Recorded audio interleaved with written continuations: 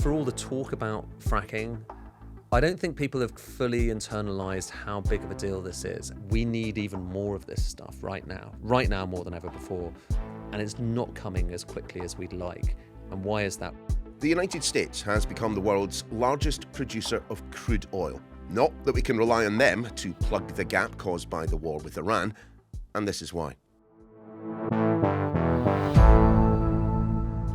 Hi everyone, Neil Patterson here, host of This Is Why. And look, over the past couple of years, our economics editor Ed Conway has been taking a close look at materials, the stuff that keeps the world ticking over.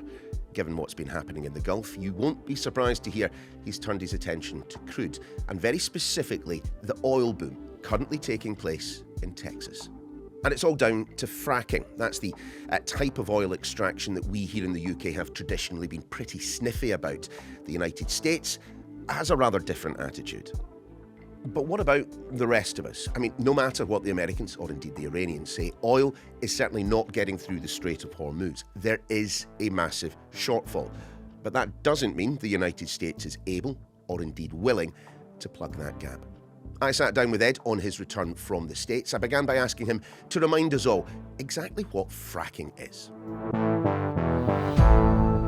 Yeah, it's not a swear word, although I'm sure can be used in like that. For a lot of people, it is kind of a swear word because I think a lot of people are a bit suspicious about it. But basically, fracking is, I want to say new, but it's not new. But it's a new-ish way of getting oil and gas out of the ground. And basically, the traditional way that you get oil and gas out of the ground is you're kind of drilling down into what are known as oil or gas reservoirs. And that's basically where oil and gas is kind of collected over millions, hundreds of millions of years. Fossilised remains, isn't it? It's fossilised remains of old algae and sea creatures, basically, that have been compressed by the heat and the pressure under the ground for millions of years and gradually get turned into this hydrocarbons. And then over time, they kind of filter down into what are known as oil and gas reservoirs. And what are oil and gas reservoirs? Well, the North Sea has a lot of oil and gas reservoirs in it. The Middle East, famously, around just inside the Strait of Hormuz, that's where a lot of the oil and gas is, where it's kind of gradually seeped and collected. And fracking is a kind of slightly new way of doing it. Rather than just drilling in, sending a pipe down, a little straw down underground and sucking it all up, you are basically going into different types of rock formations. And it involves a lot more work. The word fracking comes from hydraulic fracturing. And what that basically means is you send a drill down and then you're sending down lots of water and sand, so it's known as frac sand, to agitate it and to draw all of that oil and gas out. And so it's a very different way of doing it to the way that is traditionally done. But this is the way they do it in America. You mentioned that. I think this is a really important point because of the discussion that's taken place here in the UK around fracking, it really hasn't taken off. It was all to do with the shale gas. I actually hadn't realised fracking is a means by which you get oil out of the ground as well. Yeah, no, originally a lot of the focus was on gas because America had this kind of strategy of getting more gas production. And a lot of the, actually, every oil well in the world has gas in it. Every gas field in the world has oil in it. It's known as kind of associated oil or associated gas. It so happens that, typically one place might be slightly more oil focused, another place might be slightly more gas focused, but they're always there together, intermingled. And that's partly just a consequence. Think about it. You've got ancient sea creatures, they're crushed and they're kind of, basically transformed over time into these hydrocarbons. And some of it tends to come out as gas, some of it tends to come out as oil. And you have both together. Back to the reason we don't do it much in Europe, when people were starting to do this, kind of drilling hydraulically through the ground, fracturing, sending down that water, sending down the sand, there were two things that sometimes went wrong. One of them was that it could get into the water system. So you had in Pennsylvania and a few other places, there were water, kind of wells that were corrupted by this and basically ruined. And the second reason is that when you're doing that, sending all that water down and agitating the oil and gas and trying to get it out, it can literally create earthquakes. So there's seismic activity as a result. And these things, when people hear about that, right, the water is going to be kind of, ruined, earthquakes, that's a pretty scary combination. But it's worth saying, most of the studies looking at, like, you shouldn't be ruining the water because you're going far down deeper. And you shouldn't, if you're doing it in a controlled way, be getting many earthquakes. But this kind of thing has meant that here in Europe, we're very kind of skeptical about it. But in America, totally different picture, totally different story. I mean, there's still people who do not think this is a great thing. And of course, also, it's fossil fuels. So let's not forget that. It is kind of carbon intensive. But still, like I say, this is such a massive economic story that has completely changed the balance. And what better place to kind of see the impact that this change in oil and gas extraction than Texas, where, as I understand it, there's quite a bit of fracking going on. Yeah, so Texas, where we went, is there's a particular kind of geological formation known as the Permian Basin. There's this big area that stretches across basically a lot of West Texas and some of New Mexico. And within there, you have lots of these rocks, shale rocks underground, which you can go into and you can frack. And they've been getting oil out of the ground there for a long time. And, you know, Texas has always been a big oil place for a long time. But this has completely changed the game. It's another oil boom. It's really. a massive oil boom. So America has gone from being dependent on oil imports for all of the, you know, the cars, the planes, everything else, the refineries it's got going there, to being basically self-sufficient. And in practice, it's not entirely self-sufficient because the type of oil it produces, sometimes some of it goes to other oil refineries, some of it sometimes they're sucking in oil from elsewhere. But if you look at just total kind of crude oil and other oil products production in America, it's gone from being dependent on the rest of the world to being self-sufficient, or at least in statistical terms, self-sufficient. And in that process, which is all about fracking, it's all about fracking. In that process, they have created an extra kind of, I don't know, getting on for an extra 10 million barrels of oil a day, which is kind of another Saudi Arabia. So in the course of the last, and it really only started in earnest in kind of 2008 when there was other stuff going on, and it's been relatively gradual. But in the course of the last few years, we have literally added another Saudi Arabia to total global oil production thanks to fracking. Like I say, this is massive, both for geopolitically for America, because it doesn't have to rely as much as it did before on other countries around the world, and it's massive just for the world economy. Give us an idea then of what this looks like. The US, the next Saudi Arabia, or the new Saudi Arabia. I mean, that's quite something. If you take the plane into Midland, Texas, basically half of America's oil production is happening there. And if you fly into Midland, Texas, and just look out at the scenery as you land, what you see is concrete pad after concrete pad after concrete pad stretching off into as far as the eye can see, so way off beyond the horizon. I think it's thousands of square miles, all covered in basically oil drilling wells. Well, here's a kind of statistic that kind of underlines it. There are 14,000 branches of McDonald's. I think it's about 15,000 branches of McDonald's in America. There's about 150,000 filling stations, petrol stations. There are 1.8 million drills, like oil wells in America, just spread out. Most of them are in the Permian Basin in Texas.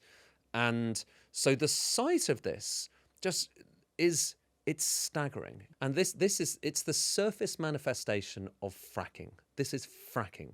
And the reason, as I say, that this is relevant is we're at this point right now where we're all facing this enormous energy shock. And people are kind of wondering to themselves, okay, how is it different this time around? Well, one of the differences is that back in the 1970s, America was very dependent on the Middle East, just kind of directly dependent. This time, it's not. It's not. No, Donald Trump keeps banging on about it, doesn't he? No, yeah, exactly. He's saying, buy our kerosene, buy our oil. Well, the reason that he's able to say that is because of fracking. And fracking, like I say, it has completely changed the game. America was dependent. It was a massive energy importer before. Now it is a massive, one of the biggest, if not, I think it is the single biggest energy exporter right now, at least certainly when it comes to crude oil and oil products. I've always had this image in my head of the United States as a very, very significant oil producer. But are you saying then the majority of this fracking has come along in the recent past? This is new. This is since 2008, really. The world has changed, completely changed. And I think we don't talk about it much in Europe because I think if people have an association of fracking, it's this is this horrible thing that creates earthquakes in America. Are they still doing it? Yeah, we're not doing it here. And part of the reason I think it's striking when you take a plane or a chopper and look at this vista this unending vista of concrete pad, concrete pad, concrete pad, is to think to yourself, okay, that might work in a kind of rural part of Texas where the population is quite low. Because all this used to be agricultural land. Yeah, this was kind of ranching land basically. This is cowboy territory, and everyone has the hats, has the Stetsons, and yet if you think about that across Europe, maybe that's part of the kind of the constraint here in Europe. Would we go fracking? Well, if you have to do that amount of kind of, it might be temporary, but it is destruction or certainly leaving pockmarks across the landscape, then would that work in Europe where we have a much more dense population? Maybe not. But even so, it is just extraordinary. The scale of it, the fact that it is generating so much income for this part of America that used to be quite poor and is now much better off. So it's big. Given that the United States has so much oil, I mean, presumably, given there's a shortfall elsewhere, the world is now asking, well, can we get our hands on some of this? Yeah, and that's part of the reason we went there, is because we went to Midland, but we also went to Houston, which is kind of one of the main oil export terminals. And right now, kind of as we speak, there is this armada, it's been described as, of very large crude carriers, really those super big oil tankers heading for America. They were previously, many of them, going towards the Strait of Hormuz. Now they are going across the Atlantic. Left rather than right. They've turned left and they're going across the Atlantic. They're going to America to fill up in America. And so it is creating this enormous economic boom for the US, at least parts of the US. But there is a kind of sting to the tail, which is that a lot of people are hoping that America can fill that gap. It doesn't sound like an unreasonable hope, given what you've been saying. No, and I mean, that is the big story right now. It's actually a very simple economic story. You can't really say it enough, which is that we just have a gap between what we need in oil production, for oil consumption, and what we actually have, and that gap is just the stuff we can't get out of Saudi Arabia and Kuwait and other places like that. And America can go some way towards filling that gap, but it's not able to fill it entirely. And the reason for this is it's interesting. Actually, they could produce more oil than they are at the moment. Mm-hmm. So they're never, even the best case scenario, they're going to be able to fill a bit of that gap, but not all of it. But still, every little helps at this stage. But part of the reason that they're not going fully gangbusters right now, technical term, gangbusters, they're not going fully gangbusters, is two things. First of all, it takes a lot of work to do these drilling kind of rigs. Mm-hmm. To do fracking is just harder than doing normal oil production. You're not just turning on a tap. It's not a spigot that suddenly goes on and more oil comes out. You need to actually drill more. You need to send more sand down, more water down. And that takes work, and it takes kind of people. So it's a lot more complicated. I mean, if comparing to where we get a lot of our oil from, the Middle East, you just drill down, oil comes up. It comes. This is so there's. It takes longer to increase production. It takes longer and it costs more. So the cost of your average barrel of oil in America is kind of, they talk about break-even cost. For a lot of people, it's kind of $50 a barrel, whereas in Saudi and other places, it's kind of $20 a barrel. So it costs more money, and therefore they need to be assured that the oil price right now, obviously, it's way above that, and they're coining it for every bit of oil they get out.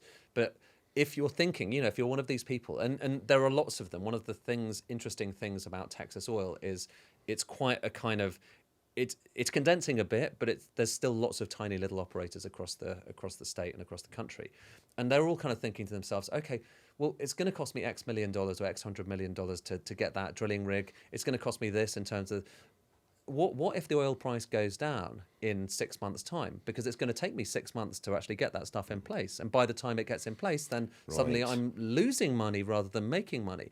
So one constraint is, they're just worried that the oil price isn't going to stay high. And that's relevant here because, like I say, it's not a tap. And the second thing is that, and this comes back to something we talked about before. So when you're producing oil, you're always producing gas as well. Some gas is coming off at the same time. When you're producing gas, some oil is coming off at the same time. Is that why you see the flare sometimes in the top of these wells? That's the critical thing. That's why you see the flare. And often what they're doing when they're flaring gas is that's the gas that doesn't really have anywhere to go at the moment, because they don't have storage for it, or they don't have pipelines for it, or they don't have a kind of processing facility where they can turn that gas into different products. Wasted profits. It's wasted profits. And right now, there are pipelines to get a lot of oil out of the Permian. There aren't enough pipelines to get the gas out, okay? So you've got the oil that's coming out, and they're like, okay, well, I want to produce more barrels of oil. Obviously, I do. The price is over $100 a barrel. But that means also some gas is going to be coming out. And right now there's nowhere for that gas to go. And so you have this extraordinary moment right now. Like, it's kind of mind-blowing to us here in Europe that we don't have enough gas, and the price of gas is pretty high here, because there's not the gas coming from Qatar and all these other places. In America, they are producing so much gas that the price has literally, and this is in Texas specifically, that the price has recently gone negative. Sorry, what does that mean? Which means you are having to pay. I'm the gas producer. I'm paying you to take it off me. I'm like, take it off me. I will give you $10 a barrel, a therm or whatever it is. That is right now. That is the case in America. There's free negative gas. Free gas, not just free. Oh, you get Literally, paid for it, yeah. You get so and that's because they haven't got enough pipelines going into this area, the Permian Basin, to get it out, and they're building them. So we that's what we were seeing with the helicopter is seeing new pipelines going in and seeing the construction happening. But that takes time. So at this very moment that we need more American oil, we're not able to get as much as we need right now because they don't have enough pipelines to get the gas out. And if they are going to get the oil out without getting the gas out, without kind of putting the gas into a pipeline, they basically got to burn it. And so that's not good for the environment. It's not good for profits. It's not good for anyone. And these are the quandaries we're kind of faced with right now as we deal with this energy crisis. So it's a long story short, TLDR. If we want the United States to plug the gap, created by the Strait of Hormuz, it's not going to happen. Not anytime soon, anyway. No. It'll happen to some extent, but it is not going to. They are not riding to the rescue as much as we would like them to, and there are some interesting kind of chewy reasons for that. But it makes the next few months and few years even more uncomfortable because it's not obvious where the cavalry, if indeed there is cavalry, where it's coming from. What then can we learn from what the United States is doing right now here in the UK? I mean, as you say, environmental concerns have basically stopped fracking in this country, but it doesn't come without an environmental cost. No, and I think there are environmental concerns about this. And the environmental concerns are not just about the stuff that people were previously kind of scared about. It's not just about kind of infiltration of the water system, and it's not just about earthquakes. Those things, it's worth just saying, they haven't happened at the rate that people were feared back in the day, because that was when things went wrong. But they can happen. But it's also the way that it changes the landscape. If you look at this vista, this extraordinary vista, where every few 100 meters you see another concrete pad. Well, it's not concrete; they're made of rocks. But nonetheless, you see another one of these pads, another one of these nodding donkeys. It is a big change to the landscape. Would we want to do that across parts of kind of Cumbria and the Lake District? That's for me the kind of the bigger question. I think there's technical issues, which is that it does so happen that America has a geology that makes it quite attractive for fracking, whereas it's tougher in the UK. As I understand it, it's tougher in the UK and Europe. We do have fracking resources. We've got shale gas in particular, lots of it, trillions of cubic meters of it under the ground, particularly in the north of England. But the decision has been that we're not going to get that out of the ground. To be honest with you, I think we're going to have those debates again, because clearly right now we're thinking about energy security, we're thinking where things come from. And part of the reason I went out there to Texas was to be like, okay, well, let's just strip away all of the nonsense. What does this actually look like in practice? And it is, it's there on the surface, but under the surface, this is such an economic kind of like tailwind. It's such an economic windfall that America has benefited from. And we in Europe do not have that right now because we're not fracking. China though, they are doing a lot more fracking in China. And actually China might benefit from this the most in the coming years. But there are profits to be made, and there are greater profits to be made. And in the United States at the moment, drill baby drill. You've got a president who is very much in favour. So I am wondering, we are currently reliant on oil that comes from the Middle East. At some point in the future, might we just be reliant on oil coming from the United States? We already are. Right. We already are. That has happened. That ship has sailed. I mean, literally in this case, Europe has gone from being much more reliant on Russian and to some extent Middle Eastern oil to being much more reliant on the US. We are totally dependent on America for oil and for liquefied natural gas as well. To the extent that it's a strategy, it's not really a strategy. We're dependent on America, and Asia has become dependent on Qatar and the Middle East, and that's just the logic of this world where they have lots and we don't have much, and we need it if we're gonna eat, if we're gonna survive, if we're gonna heat our homes, if we're gonna have power. We need that gas right now, and some of that oil as well. If you're gonna fly, you need kerosene, and that kerosene comes from oil. So all of this stuff is, I think we are still going to be talking about this in months to come, because Europe has taken a strategic decision where we're not going to do fracking, and we're going to kind of limit the amount of oil that we're getting out of the ground. Whereas in America, as you say, it's drill, baby, drill. Okay, so what then was the biggest takeaway from your trip to Texas, apart from, I assume, a 10-gallon Stetson that you bought at the airport on the way home? I don't think I'm eligible yet. I think it's to see an economic boom in person is always kind of interesting, and actually the reason I went there and the reason we filmed there is that for all the talk about fracking, I don't think people have fully internalized how big of a deal this is. The extent to which it changes the game for America. I don't think, Donald Trump could not have done what he's doing right now if America was still dependent on oil from the Middle East. There's no way he would have done it. And he's able to do it now because America is an island for energy. I mean, like I say, it's a bit more complicated than that, but ultimately it's producing so much energy that theoretically it could satisfy all of its needs.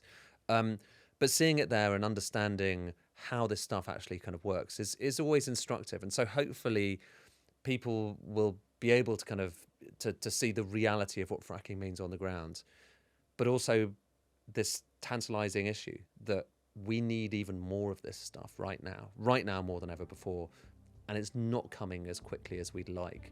And why is that? Well, you've got to go there and understand why.